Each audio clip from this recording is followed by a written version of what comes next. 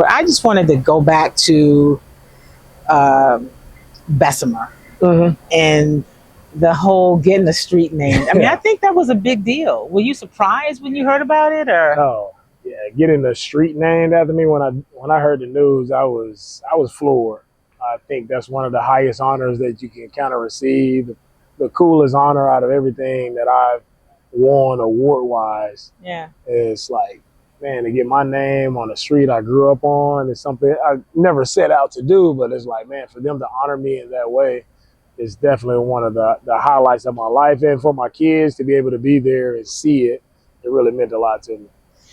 So talk about that. I mean, you have young kids, but they're getting a chance to see a lot of stuff and to see their dad have a street named after him. How special is that? It's special for my kids to see. I think when I was playing, and I played in an era where there were a lot of older guys back when I was playing, and I always like, man, I wish my kids could see me play. Right? And that was always a thing that I felt like I missed out on because my son was only a year old when I was in Philly. But now being on the other side and still being able to be around the game that I truly love and enjoy, and for them to be able to experience it, I think they are on cloud nine. Anytime they're able to come to practices or be around on game day, they truly enjoy the experience. They enjoy football. My baby girl, 1 year, she's saying football now. Are you serious? So it's beautiful for them to see the awards, the recognition that I'm able to receive. I just hope that it leaves a true impact on them. Do you feel like you figured out at this point how to balance all of it? I mean, this is such a demanding profession. No. Balance it with family. Balancing it is still the most challenging thing, right? Because I'm such a person who I'm so dialed in on, like, if I'm doing something, I want to be the best at it. I want to be great at it. And, I was just talking to one of my players about that. How do you separate the two, especially like when you're going home and you've had a long day?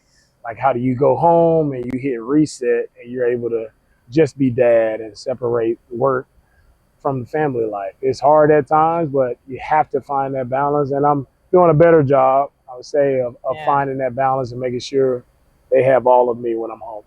So before we get to football, you're fortunate to have a wife that is able to help you with that balance. Yeah, I mean, my wife is truly special for me to be able to do what I do, work the hours that I work, and as much time as this consumes, she has to wear a lot of hats, and she does that really well. I mean, that's, making sure the kids have everything they need for school, getting them to activities. It's a lot on her plate. I know she's busy. She's more busy than I am at times. I try to call her during a break and, hey, dude, I'm busy. I'm busy. It's like, oh, okay. Well, put me on the list. Hopefully I can, be able to check in at some point. But I'm truly thankful and grateful for Jamila and just her spirit, who she is, what she represents, what she's about. She's so caring, so loving to everyone. And you see her heart. She wears her heart on her sleeve. And I need that balance. She balances me out very well. So going into year 3, one of the things you said, maybe OTAs or at some point in the spring, you talked about delegating more. How did you get to that point? Did it take you a couple of years to figure out what that meant? And what does that look like?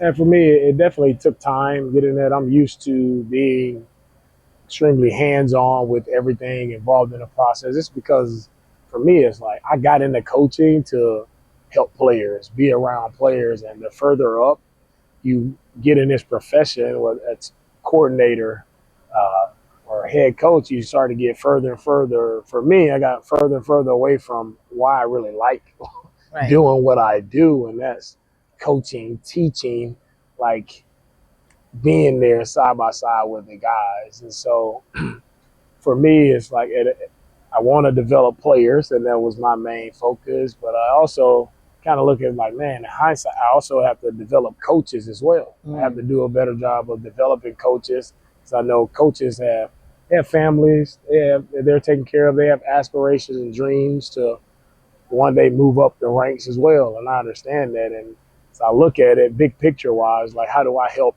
everyone in the organization? Can I help the players? Can I help the coaches? So that was more so the idea behind delegating more, giving guys a little bit more autonomy with different roles of what to do, like whether that's calling the play, scripting practice, setting the practice up. How are we going to do things? Just getting more input when it comes to that.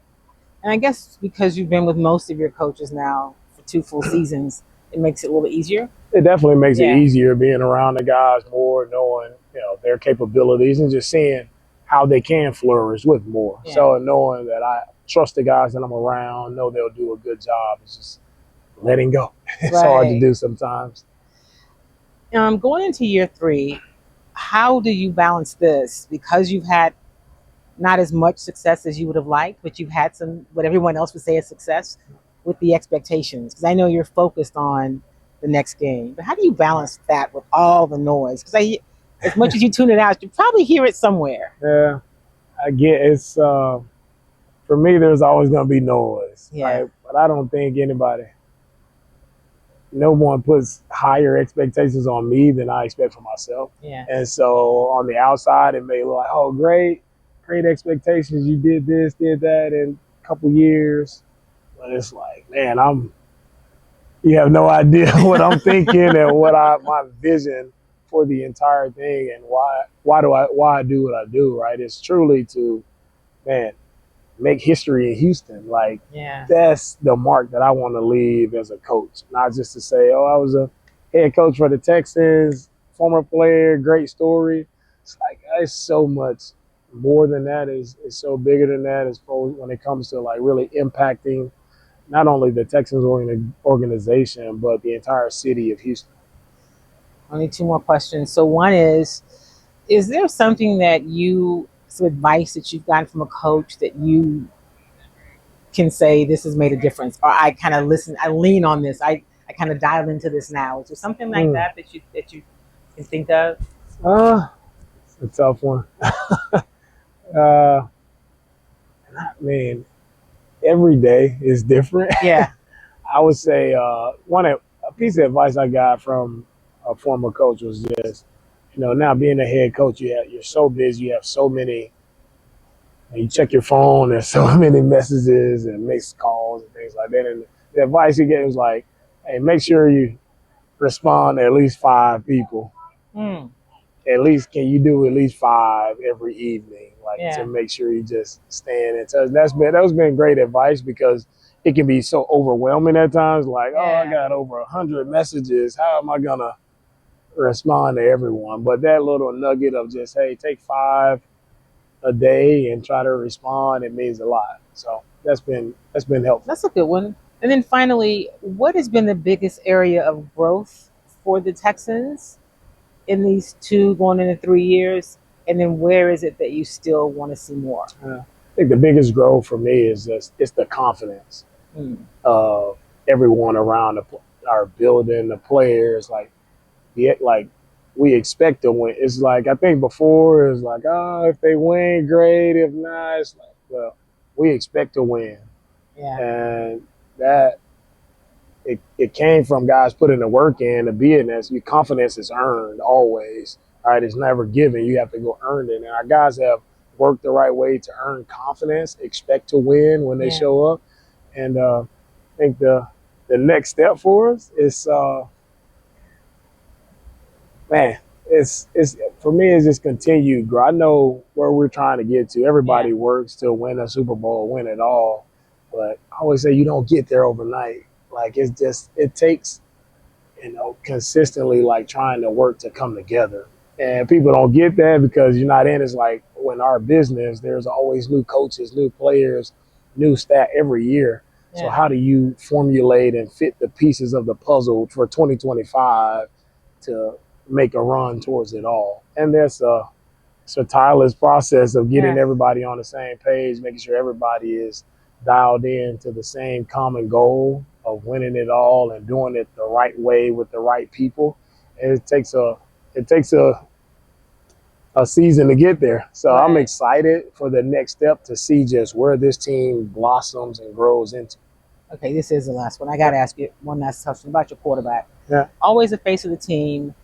I I know you speak so highly of him, but in terms of his growth in year three, especially with all the change, is he right where you thought he might be when y'all looked at him coming out of Yeah. college? I think CJ's in a great spot where he is. For me, again, I take it 1 year at a time, and Mm-hmm. I don't take for granted. Like it takes time for especially a young quarterback to get to a point where they're comfortable with what we're asking them to do. Like I feel like he's at that point now. He's comfortable with commanding the offense, Yeah. commanding the huddle. I feel that quiet confidence. He doesn't have to say much, but he knows what to expect. He knows why we're calling what we're calling.